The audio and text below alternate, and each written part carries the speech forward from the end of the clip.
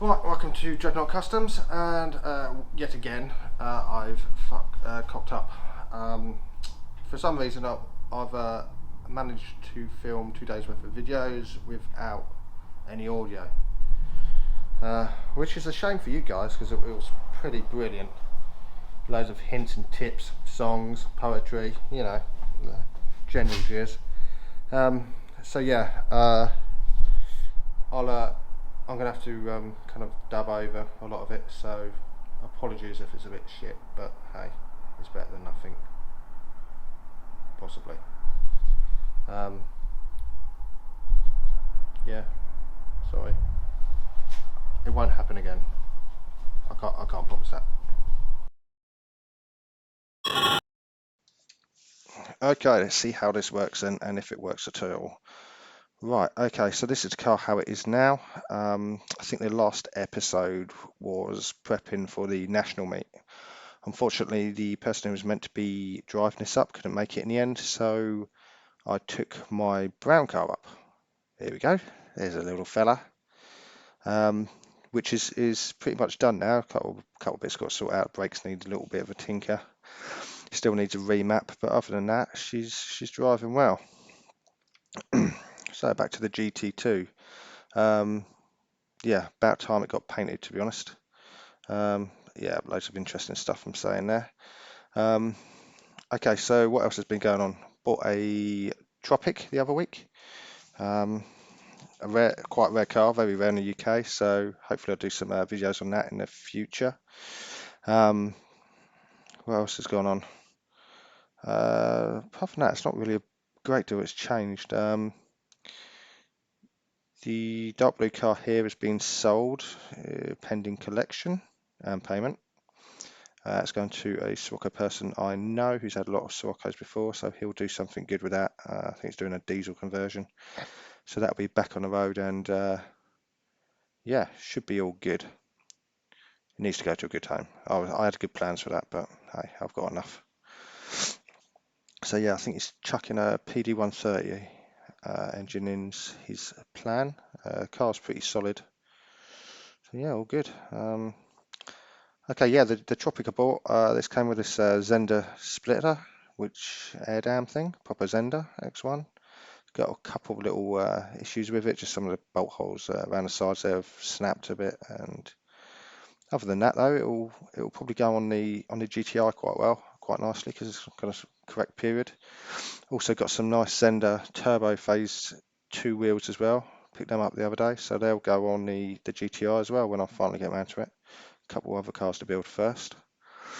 But overall, yeah, a nice hoard. The Tropic you'll see in a couple of weeks once I've got it back out of storage. It's in storage at the moment. The GL build, that is due to be done post the black one. As soon as the black one's done, that is going to get cracked on with.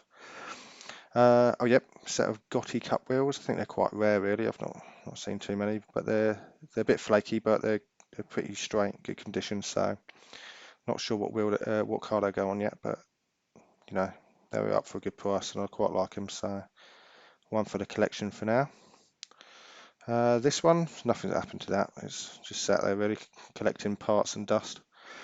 So yeah, back to the GT2. So the idea is we're just going to strip it down. We'll start stripping it here, obviously. Exhaust is, well, it goes rattle, rattle, rattle when I shake it. So I've got a nice stainless exhaust, which is going to be slapped on. Where is it? I'll show you it in a second. Come on, and the other way. There we go. So a nice roll tip 2-inch full system. We'll say full system because I'm downpipe back, so that'll look nice on it, make a nice difference. Generally the paint work wasn't the best. It didn't look too bad from a distance, but it's had repairs before which have shown their age. So a bit of a little dent in that corner there, a few dents on the bonnet. Yeah, that's all dented in there. Roofs has got a little ding as well. The kit's not too bad apart from the front valance. The bumpers are all sunk mottily, not painted particularly well, so they're going to get all redone. This side's got kind of small dent, kind of crease almost down the whole length of the door, and some creases down the rear quarter. So that is getting done. So yeah, when you're doing that, taking all the kit off, make sure you've got a nice little pot, and yeah, this is what you will encounter, some very crusty screws, which in a moment I'm going to show you the easy way to get out if you've got the right tools. Saying that, you don't need much tools really, it's just a hacksaw and a Dremel. So yeah, that's about it really. Plan is just to get it all the bodywork done, small little bit of welding to do on it. Nothing major, more stuff that I'm kind of blanking off, to be honest. So yeah, strip down, sort out all the dents, and then repaint it. It's not getting a full paint, it's not getting the shuts done or anything like that. It's just going to be like a blow over as such. But it should freshen it up quite nicely. Oh yeah, and some of the wheels need a little bit of attention where I can't drive it. I can't blame it on the wife if she don't drive it. So yeah, me being an arse and parking like an idiot. But a little bit of white epoxy 2-part paint in them positions should make it all good. Not sure whether to get rid of that or not yet. I think I'm just going to keep that one on. And yeah, rear washer jet, that's going to come off. That get welded up because it's got no rear wiper, so there's no point really having that. It just looks out of place. That's about it really. Oh yeah, front splitter is going to go on the front. You'll see that in probably in the next video now. Might stick an eyebrow spoiler on it as well. Need to play about with that. So this is a little bit later, a little bit of filler in it here, even there on the bonnet.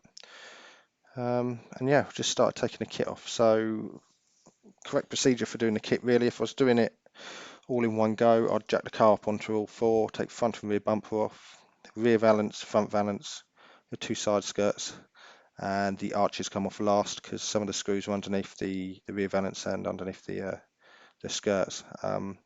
Rear valance is just held on by screws and them screw holes. Yeah. Rear bumper held on by 2 big 19mm nuts, bolts either side, and then it slots off. That's one of the big bolts, a bit crusty, but all good. Might clean them up. And yeah, it's got them plastic kind of bumper guides, which you need to ping the bumper over. So that's all good. That's a spare front valance because the one on it's broken. There's these little caps, plastic caps, which are on the side skirts and front and rear valances, which hold screws. So I'll show you how to get them off now. It's quite simple. Flathead screwdriver. Can't really see it too well, but underneath there's a little kind of slot. So you just stick your small screwdriver in. Make sure you don't damage it, like I'm doing that, and ping the bottom out, and then there we go, job's a fish. She's come out, and then under there is a screw. So yeah, they do go on a specific way, so but you'll see that because they're kind of keywayed with their little tabs. So yeah, one at the front, 2 at the rear on the skirts, and then 1 either side on the front and rear valance. So to get the skirt off, first thing is you've got to take this outer seal trim off. That's held in by some clips into the top of the seal. You probably can use some trim tools, but I haven't really got any, so I just put it up. You can break the clips doing this, but hey, there we go. The clips aren't too bad. That's it. So yeah, seal's got 4 or 5 screws along the top. Always best to leave 1 screw in, do all the other screws of the skirt off, and then do that top middle one last, so that it's held in place and it's not flapping about whilst you try and undo other bits and bobs. So yeah, just take some screws out. Look at that action. Lovely. Yep, pointing out some screws again. Underneath there's probably six screws underneath that you need to get to as well. They all go into plastic expanding kind of nut things, which are pretty good. Sometimes they can spin, so sometimes you need to be a bit careful. Arches are held in place by a number of screws round on the actual inner arch, or underneath the arch. And then yeah, it's a couple at the bottom, but these ones are prone to rusting out. All the ones on the arches in them positions, because they're just hit with shit all the time.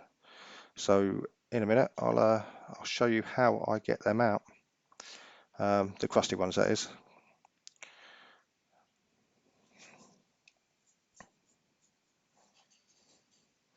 Oh yeah, you can see there the wheel's been rubbing slightly against the arch, which I will have a bit of a trim of, stop that happening.